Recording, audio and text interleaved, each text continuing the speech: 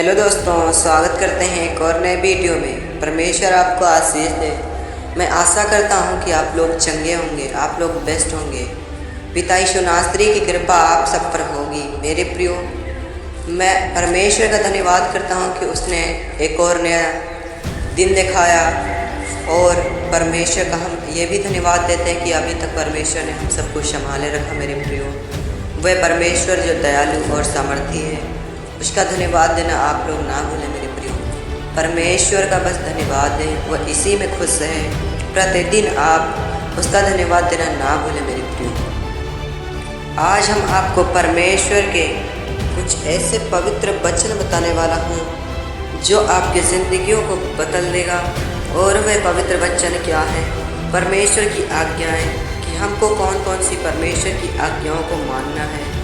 परमेश्वर ने कहा था, आइए हम बाइबल का वचन पढ़ते हैं। जैसा कि निर्गमन 20 अध्याय उसकी 1 से लेकर के 20 आयत तक हम पढ़ेंगे। तब परमेश्वर ने ये सब वचन कहे कि मैं तेरा परमेश्वर यहोवा हूँ, जो तुझे दासों के घर अर्थात मिस्र देश से निकाल लाया। तू मुझे छोड़ दूसरों को ईश्वर करके ना माना। इसका मतलब है केवल परमेश्वर पे भरोसा रखना। तू मुझे छोड़ दूसरों को ईश्वर करके ना मानना, मतलब तू मुझ पर ही विश्वास करना, क्योंकि परमेश्वर ही है जो आपको छुटकारा दे सकता है और कोई नहीं है।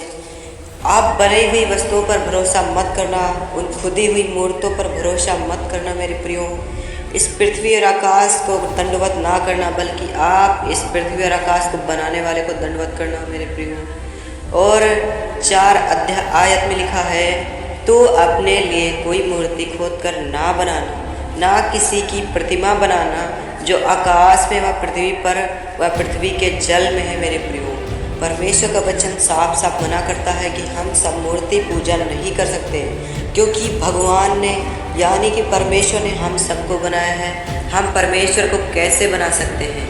ये बहुत ही बिल्कुल गलत है। मेरे प्रियो, और आज तक तो बहुत सारे मसीह में भी बहुत सारे लोग होते हैं कि जीसस की फ़ोटो अपने घरों में, अपने फ़ोन में और अपने ऑफिस में हर जगह रखे हुए हैं। उनको नहीं पता वे किसकी फ़ोटो रखे हुए, जीसस की नहीं, बल्कि वह एक इंसान की फ़ोटो है जिसने जीसस की यानी कि यीशु मसीह की फ़िल्म बनाई है। आप उस फ़ोटो के सामने जितना भी रोना है, गिड़गिड़ाना है, गिड़गिड़ा लो। वह फ़ोटो आपकी प्रार्थना को नहीं सुनेगा। मेरे प्रियो, आप सच्चे दिल से, आप साफ मन से परमेश्वर का धन्यवाद दो और उसके सामने प्रार्थना करो, तब परमेश्वर आपकी प्रार्थनाओं का उत्तर देगा। नहीं तो आप उस फोटो के सामने रोया करोगे, चिल्लाया करोगे, कोई भी आपकी प्रार्थनाओं का उत्तर नहीं देगा। मेरे प्रियो, 5 आयत में लिखा है, तू उनको दंडवत ना करना और ना उनकी उपासना करना, क्योंकि मैं तेरा परमेश्वर यहोवा जलन रखने वाला ईश्वर हूँ, और जो मुझसे बैर रखते हैं उनके बेटे पोतों और परपोतों को भी पितरों का दंड दिया करता हूँ। मेरे प्रियो, परमेश्वर का वचन कहता है कि जो कोई परमेश्वर की आज्ञा को टालता है, यानी कि वह उनको दंडवत करता है, उन मूर्तियों को, उनकी उपासना करता है, तो परमेश्वर कहता है, मैं तेरा परमेश्वर यहोवा जलन रखने वाला, इस चीज़ से जलन रखने वाला परमेश्वर हूँ, यानी कि मूर्ति पूजा से जलन रखने वाला ईश्वर है।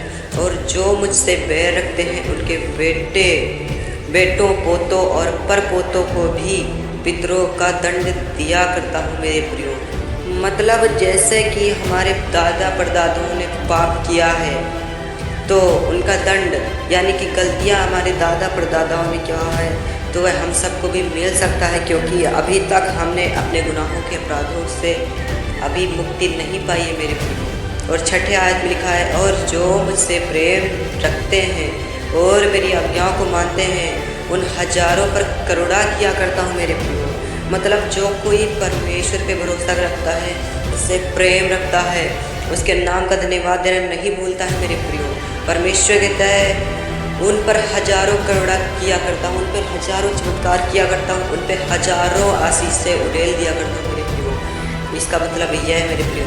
और 7वें आयत में लिखा है, तू अपने परमेश्वर का नाम व्यर्थ ना लेना, क्योंकि जो यहोवा का नाम व्यर्थ लेगा उसको निर्दोष ना ठहराएगा।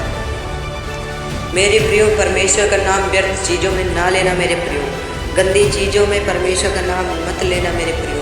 जहाँ पे परमेश्वर का नाम लेना चाहिए वहाँ लेना। आप लड़ाई झगड़े के बीच में आप लड़ाई झगड़ा कर रहे हैं, उसमें परमेश्वर का उसमें नाम मत लेना मेरे प्रियो। और 8वें आयत में लिखा है, तू विश्राम दिन को पवित्र करके मानना। अब यहाँ रहा विश्राम दिन। वह विश्राम दिन कौन सा है? संडे, जिसको बोलते हैं रविवार। परमेश्वर ने इसी को विश्राम दिन को पवित्र ठहराया है। इसी दिन को, रविवार को, हम लोग परमेश्वर की केवल महिमा करें, परमेश्वर की स्तुति, उसकी आराधना करें, चर्च को जाएं। इसलिए परमेश्वर कहता है विश्राम को पवित्र मानने के लिए स्मरण रखना मेरे प्रियो। 9वें आयत में लिखा है, 6 दिन तो तू परिश्रम करके अपना सब काम काज करना, परंतु 7वां दिन तेरे परमेश्वर यहोवा के लिए विश्राम दिन है।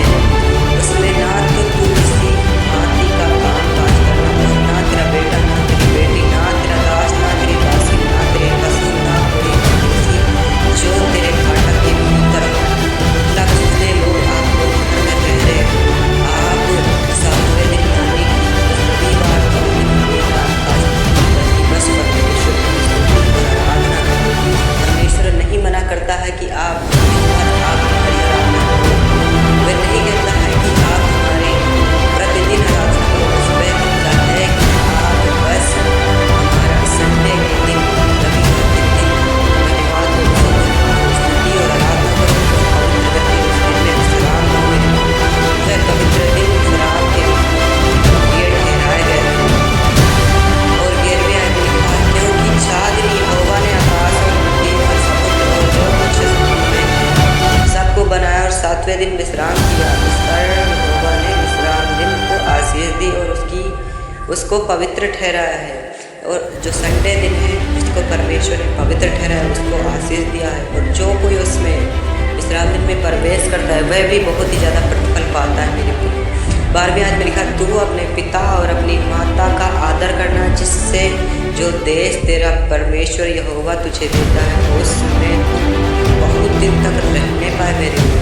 परमेश्वर के तक अपनी माता और पिता का आदर करना, निरादर नहीं बल्कि आदर करना मेरे प्रियो। अपने माता पिता की आज्ञाओं को मानना, अपने माता पिता के रिस्पेक्ट करना मेरे प्रियो।